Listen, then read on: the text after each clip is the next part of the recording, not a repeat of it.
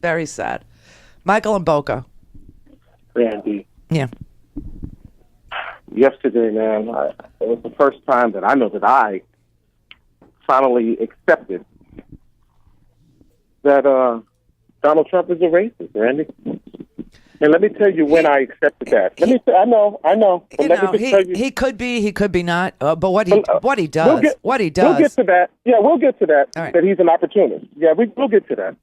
But let me tell you where he got me. See, I've always written it off as, he's stupid. Don't even know what these guys stand for. He has no idea what they're talking about. When he said, you're destroying their culture, you're changing culture. Now, I grew up in Memphis. That is the entire battle right there, Randy.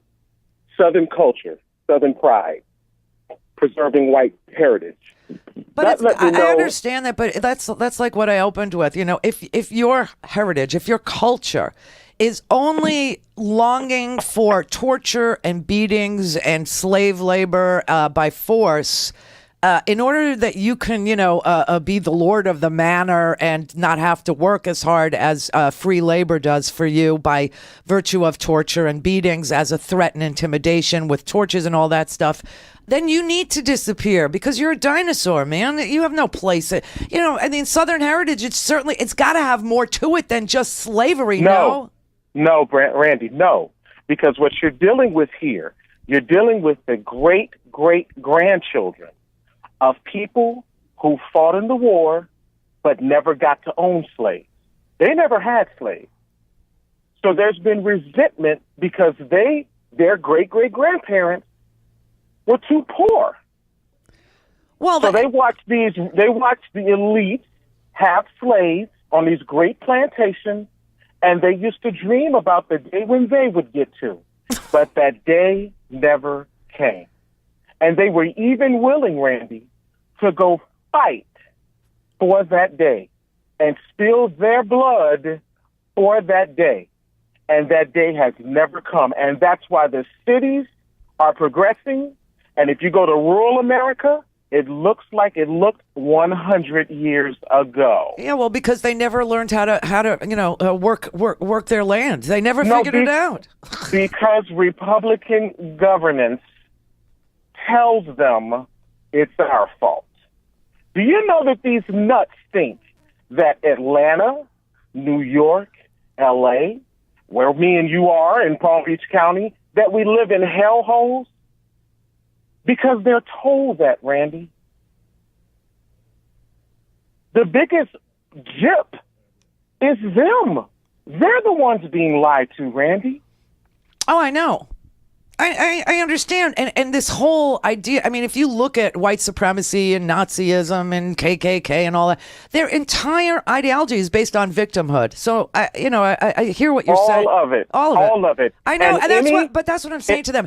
If they don't let go of the victimhood, if they don't let go of the poor me thing, they will never be anything else. And Randy, the victimhood, the whole white backlash, the whole angry white male is literally, Randy, because they had to share.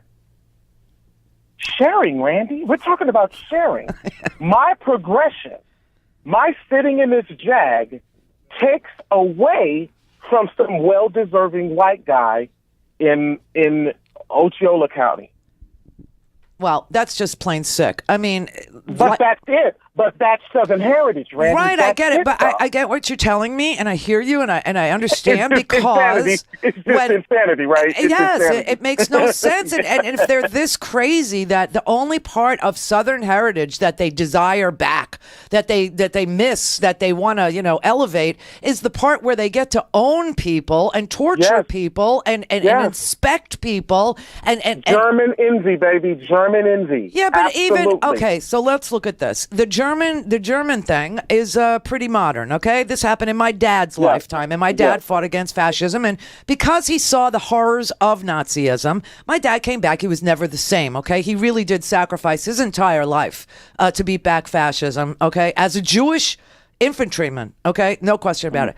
But here in the United States, where we all know that fascism was a cause that the entire United States, fought against, and now you look at this envy that they have for German, the German fascist system, and for the antebellum South, and for it's all based on jealousy and victimhood. Yes. I have a quote from you. One time I audio hijacked it and I sent it around where you said, "What? And the growing black middle class, they're supporting you." You were talking to that group.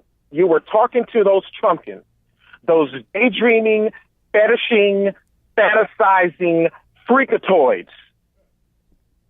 They're getting left behind because they're staying behind. But they're not getting left behind. Listen, here are the facts. White families have 14 times more wealth than black families, 11 times more than Hispanic families. This is the Census Bureau. This is the non-whites are far more likely to live in poverty. Non-whites go to jail almost 5 times more often than whites do. That's why this little stupid kid here, he was pasty white. This kid was Casper White. He made me look tan.